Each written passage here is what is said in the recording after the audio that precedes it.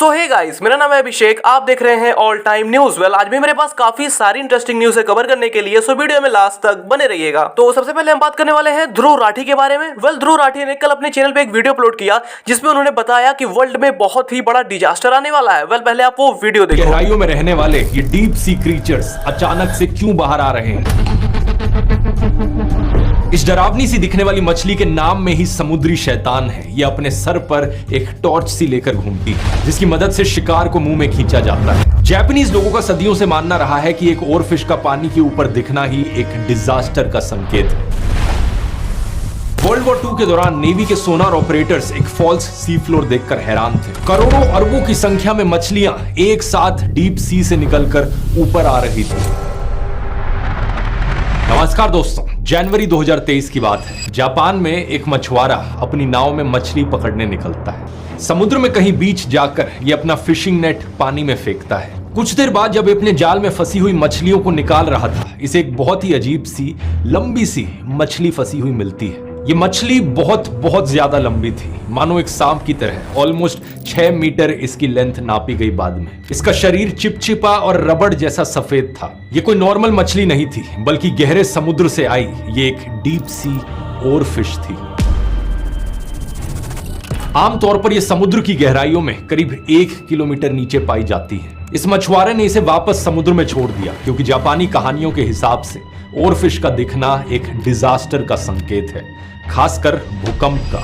2011 में जापान में एक बहुत ही भयंकर अर्थक्वेक आया था और उस अर्थक्वेक से ठीक पहले करीब 20 ओरफिश की डेड बॉडीज जापानीज कोस्ट पर पाई गई थी। लेकिन आज इन कहानियों पर सवाल उठने लग रहे हैं क्योंकि सिर्फ जापान में ही नहीं बल्कि पिछले कुछ सालों में कई सारी जगहों पर दुनिया में डेड बॉडीज पाई गई हैं ओरफिश की समुद्र के तट पर। 2023 में एक मछुआरे ने करीब 50 ओरफिश को एक ही बारी में पकड़ा। 2024 में कैलिफोर्निया में 3 बार ओरफिश दिखाई दी। फरवरी 2025 में एक जिंदा ओरफिश मेक्सिको में दिखाई दी।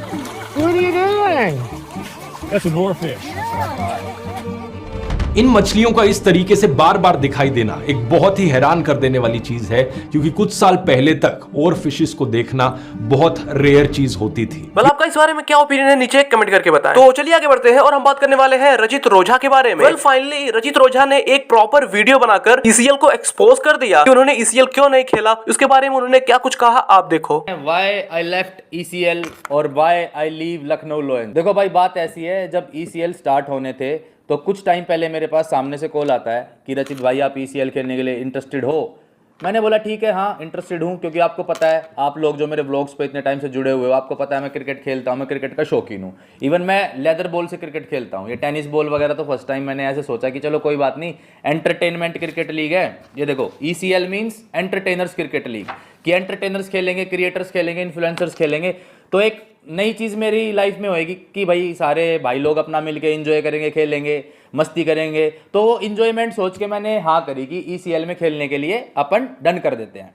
फिर उन्होंने बोला कि भाई 3 कैटेगरी में हम डिवाइड कर रहे हैं प्लेयर्स को। कैटेगरी A जिसमें हम 8 लाख रुपए दे रहे हैं, मतलब 10 मिलियन फॉलोवर से ऊपर वाले कैटेगरी A प्लेयर्स होंगे जिनको हम 8 लाख रुपए दे रहे हैं। फिर कैटेगरी B आती है, शायद 5 मिलियन तक जिसके फॉलोवर्स है, वो कैटेगरी B में था और उन लोग को ये 5 लाख रुपए दे रहे थे। फिर कैटेगरी C आती है, शायद 5 लाख से नीचे वाले जो फॉलोवर्स वाले लोग हैं या क्रिएटर्स हैं, उनको कैटेगरी C में डाला गया, जिनको 1-1.5 लाख या ऐसा ही कुछ अमाउंट दिया गया। लेकिन मेरी बात हुई थी कि मैं कैटेगरी A में हूँ, 10 मिलियन फॉलोवर से अबाव मेरा सब्सक्राइबर या फॉलोवर बेस है और मेरे को 8 लाख रुपए में ये लोग डील करेंगे कि ECL खेलो आप। उसके बाद इस कॉन्ट्रैक्ट में लिखा हुआ है कि 8 लाख रुपए में किस चीज़ के ले रहा हूँ, जो मैं इनकी सोशल मीडिया पे प्रमोशन करूंगा। ठीक है, क्या क्या मेरे डिलीवरेबल थे, ये देखो। The compensation provided to the player is for the delivery of 4 reels and 4 stories as brand deliverable for the league.